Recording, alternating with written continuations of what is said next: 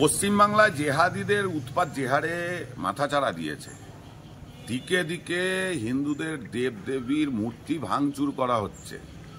একের পর এক দেখছি আমরা রোহিঙ্গারা এখানে এসে বসতি স্থাপন করে ফেলছে, আর সেগুলো সম্পূর্ণ হচ্ছে এই তৃণমূল দ্বারা। সুতরাং আগামী দিন এই পশ্চিমবাংলা যেন ওই বাংলাদেশে পরিণত না হয়, বাংলাদেশের হিন্দুদের মতন অবস্থা পশ্চিমবাংলার হিন্দুদের যেন না হয়, সেই জায়গায় দাঁড়িয়ে সকল হিন্দুকে এক হওয়ার প্রয়োজন আছে। কারণ বিজেপি একমাত্র দল যারা হিন্দুদের নিয়ে ভাবে। সুতরাং সেই জায়গায় দাঁড়িয়ে সকল হিন্দুকে এক হয়ে বিজেপিকে 26-এ এই পশ্চিমবাংলায় ক্ষমতায় আনতে হবে, নচেত এই পশ্চিমবাংলা ছেড়ে পশ্চিমবাংলার হিন্দুদের অন্য রাজ্যে পাড়ি দিতে হবে। হিন্দু হিন্দু ভাই ভাই 26-এ এবার বিজেপি চাই, হুগলিতে ব্যানার। প্রিয় দর্শক, আমি শফিকুল ইসলাম এবং আপনারা দেখছেন আরামবাগ টিভি। দর্শক, আমি গতকালকে একটা ভিডিও করেছিলাম, সেটা ছিল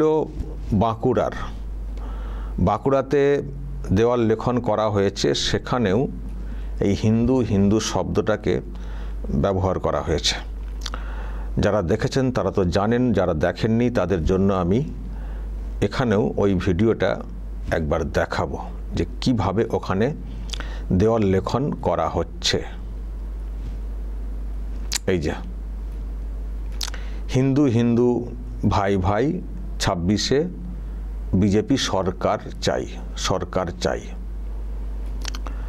তো এটা তো হয়েছে, দেওয়াল লেখন হয়েছে ওখানে বাঁকুড়াতে, কিন্তু তারপরে আজকে দেখতে পাচ্ছি ব্যানার দেওয়া হয়েছে হুগলিতে। হুগলির চুঁচুড়াতে খাদিনা মোড় বলে একটি জায়গা রয়েছে, সেখানে বা আরও অন্যত্র এই ব্যানার দেওয়া হয়েছে, হিন্দু হিন্দু ভাই ভাই 26-এ এবার বিজেপি চাই। এবং দর্শক শুনলেন, যারা এইসব করছেন, যারা এইসব ব্যানার পোস্টার দিচ্ছেন, তাদের বক্তব্য শুনলেন যে যা অবস্থা, আগামী দিনে এখানে আর হিন্দুরা থাকতে পারবেন না, অন্য রাজ্যে চলে যেতে হবে। ওই বাংলাদেশের মতো এখানেও ওই রকম সিস্টেম চালু হয়ে যাবে, ফলে হিন্দুরা এখানে সহজে থাকতে পারবেন না, স্বাচ্ছন্দ্যে থাকতে পারবেন না। যদি হিন্দুদেরকে এখানে ভালোভাবে থাকতে হয় তো তাহলে বিজেপিকে আনতে হবে, আর তার জন্য হিন্দু যারা আছেন সনাতনী তাদেরকে ঐক্যবদ্ধ হতে হবে। কারণ এখানে পরিবর্তন ঘটাতে হবে, আর পরিবর্তন ঘটাতে গেলে অন্যরা কেউ এগিয়ে আসবেন না, হিন্দুদেরকেই দায়িত্ব নিতে হবে। সেই জন্য সমগ্র হিন্দু যারা আছেন এখানে পশ্চিমবঙ্গে তাদেরকে ঐক্যবদ্ধ হতে হবে। হিন্দু হিন্দুর মধ্যে কোনো ঝগড়া ঝাঁটি বিভাজন এইসব করলে চলবে না। ভাই ভাই হিসেবে হাতগুলোকে এক কাছে জড়ো করতে হবে, শক্ত করতে হবে, ইউনিটি।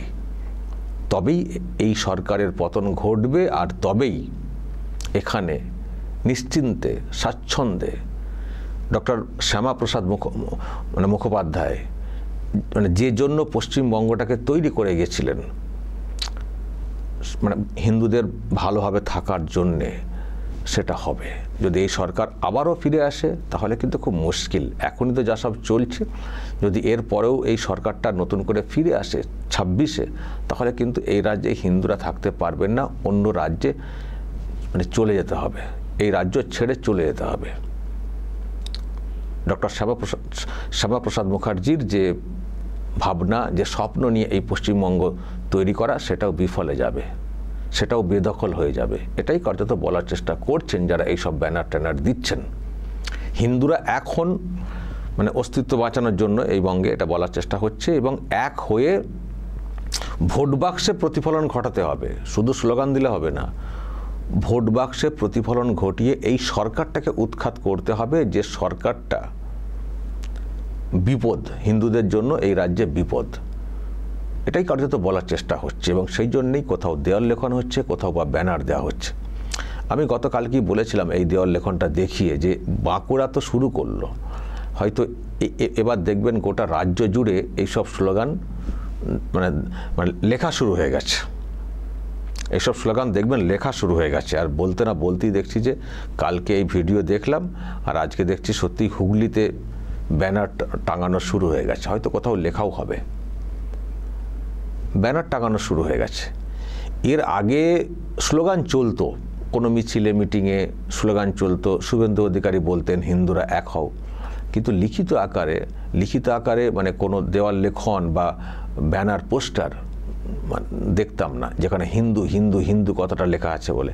কিন্তু এবার দর্শক যেটা দেখতে পাচ্ছি, মানে এটুকু বলা যায় যে মানে বাঁকুড়া কার্যত পথ দেখালো, এখন সেই পথেই রাজ্য জুড়ে হিন্দুদেরকে ঐক্যবদ্ধ করার জন্যে দেওয়াল লেখন আরও ব্যানার বা এইসব শুরু হচ্ছে। এখন দেখা যাক দর্শক সত্যি ভোটের সময়, ভোটের দিনে হিন্দুরা কতটা ঐক্যবদ্ধ হতে পারেন। বিজেপির দেখুন, হিন্দুরা এক হও বলে কেউ বলছে যে বিজেপির মানে বুমেরাং হয়ে যাবে। আমার সেটা লাগছে না, কারণ বিজেপির ভোট তো হিন্দু থেকেই তো এসছে। বিজেপিতে আবার অন্য সেকশনের ভোট কটা এসছে? হিন্দুরা এক হও বললে মানে ভোট কমে যাবে বলে যারা বলছেন, আমি সেটা মনে করছি না, কারণ বিজেপিতে ভোট তো হিন্দুর বাইরে এসেছে কোত্থেকে? তো সেই বিজেপি যদি হিন্দু এক হও বলে তাতে ভোট মাইনাস কেন হবে? ভোট প্লাস হতে পারে, কারণ অনেক হিন্দু আছেন যারা বিজেপিকে এর আগে ভোট দেননি। তো তাদের কাছে যদি বার্তাটা ঠিক পৌঁছানো যায় যে যদি না ভোট দেন, যদি না সরকারটার পরিবর্তন ঘটান, তাহলে খুব মুশকিল হয়ে যাবে আগামী দিনে। আলটিমেট তো থাকতে হবে রাজ্যে। সুতরাং এটা যদি বোঝানো যায়, আমার মনে হয় ভোট প্লাস হবে। বিজেপির ভোট মাইনাসের কিছু নেই এই স্লোগানকে সামনে রেখে তারা এগোলে, লসের কিছু নেই, বরং প্লাসের একটা সম্ভাবনা আছে। সেই জন্যই তো এতটা ঝুঁকি নিয়ে বিজেপির নেতারা ডিরেক্টলি বলছেন হিন্দুরা এক হও, হিন্দুরা এক হও। তারা দেখেছেন যে অন্যদিকের ভোট আসবে না, ফালতু সময় নষ্ট, বরং আমরা এদিকটাকে ঐক্যবদ্ধ করি। সব দিকে পা রেখে চলতে গেলে মানে আলটিমেটলি ভোট আসবে না, কিন্তু এদিকের ভোটটাও ঘেঁটে যাওয়ার চান্স আছে। বরং এই ভোটটাকে ঐক্যবদ্ধ করে লড়াইয়ে যায়। সেই জন্যই তো বিজেপি এতটা অ্যাগ্রেসিভলি এগুলো মানে করছে, বলছে, এবং এইভাবে সব ব্যানার পোস্টার ছেয়ে ফেলছে, দেওয়াল লেখন করে ফেলছে। তো দেখা যাক শেষ পর্যন্ত তারা কতটা কি করতে পারেন। তবে যেটা বলবো শেষে, যদি সত্যিই হিন্দুরা ঐক্যবদ্ধ হতে পারেন, সত্যিই মানে যেটা দরকার ততটা যদি ঐক্যবদ্ধ হতে পারেন, তাহলে কিন্তু তারা এই রাজ্যে পরিবর্তন আনতে পারবেন। ইকুয়েশন, অঙ্ক কিন্তু সেটা বলছে, এটুকু পরিষ্কার। এখন দেখা যাক কতটা ঐক্যবদ্ধ হতে পারেন হিন্দুরা, এটা দেখার।